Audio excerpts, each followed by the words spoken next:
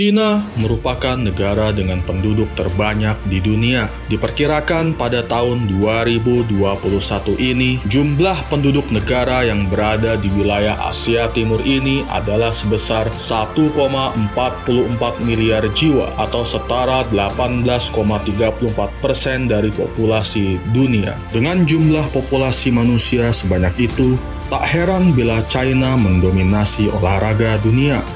Setiap Olimpiade, China selalu berada di 5 besar raihan medali. Namun, tidak dengan persepakbolaan yang masih jauh dari kata berprestasi. Sepak bola China memang tidak sehebat bulu tangkisnya yang sering menjadi juara di kejuaraan dunia.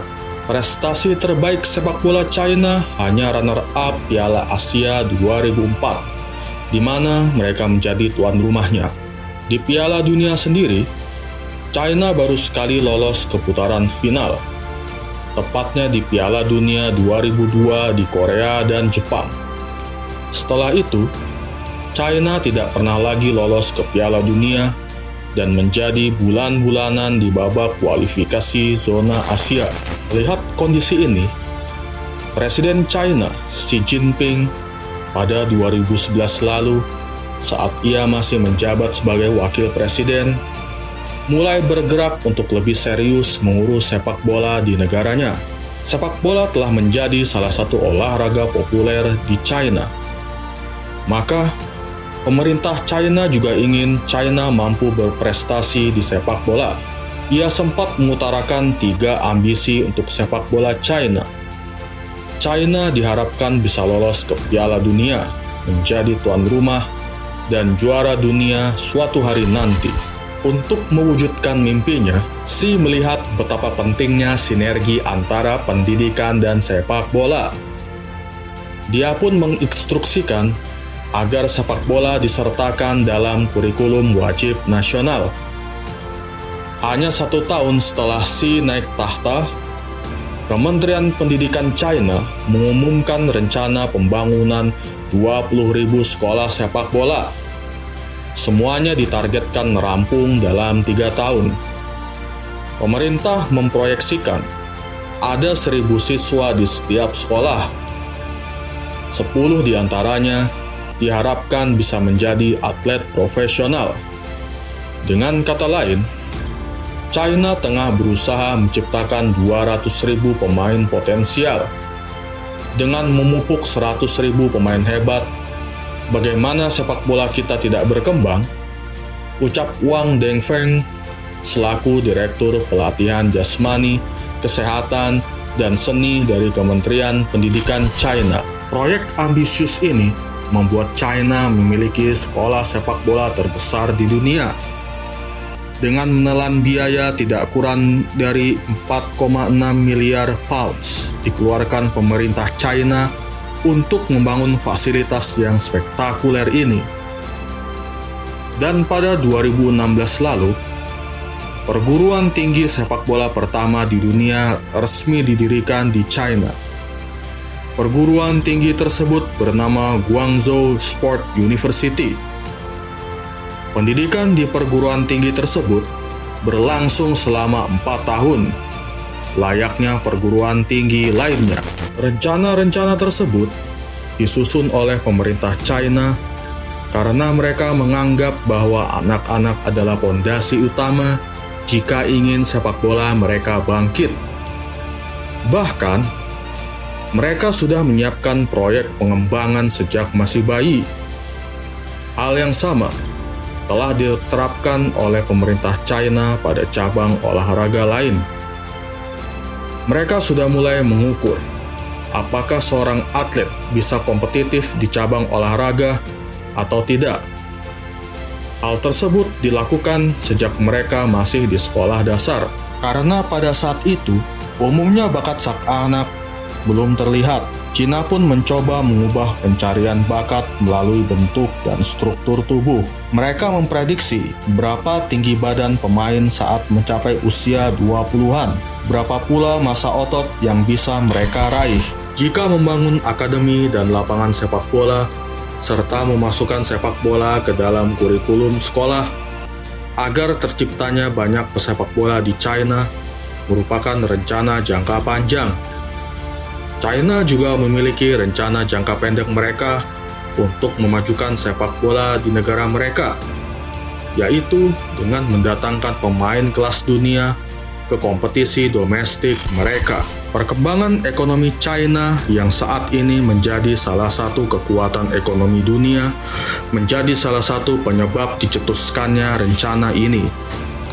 Dan mulai bersihnya sepak bola China dari hal-hal buruk seperti pengaturan skor dan korupsi membuat banyak konglomerat China menginvestasikan uangnya di sepak bola. Hal ini terbukti dengan banyaknya perusahaan-perusahaan China yang mengakuisisi kesebelasan China, seperti Evergrande Group dan Alibaba yang mengakuisisi Guangzhou Evergrande, Suning Group mengakuisisi Jiangsu Suning, dan Greenland Holdings mengakuisisi Shanghai Greenland Shenhua.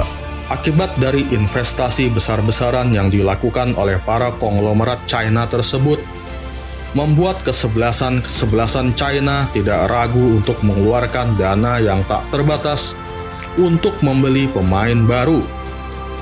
Pemain-pemain kelas dunia yang sudah uzur dan pemain-pemain kelas dunia berusia matang sebagai pesepak bola, namun tidak mendapatkan kesempatan bermain yang layak di timnya, menjadi target utama dari kesebelasan kaya asal China. Sebut saja Carlos Tevez yang pernah dibayar 615.000 pound sterling per pekan atau setara dengan 10 miliar rupiah per pekan. Selain Tevez, ada 4 pemain lainnya yang masuk ke dalam 50 pemain termahal di dunia setelah dibeli oleh kesebelasan China. Mereka adalah Oscar yang dibeli oleh Shanghai SIPG dengan harga 70,4 juta euro, berada pada posisi ke-11 dalam daftar pemain termahal di dunia. Hulk yang juga dibeli oleh Shanghai SIPG dengan harga 55,8 juta euro, berada pada posisi ke-23. Alex Teixeira yang dibeli oleh Jiangsu Suning dengan harga 50 juta euro, berada pada posisi ke-28.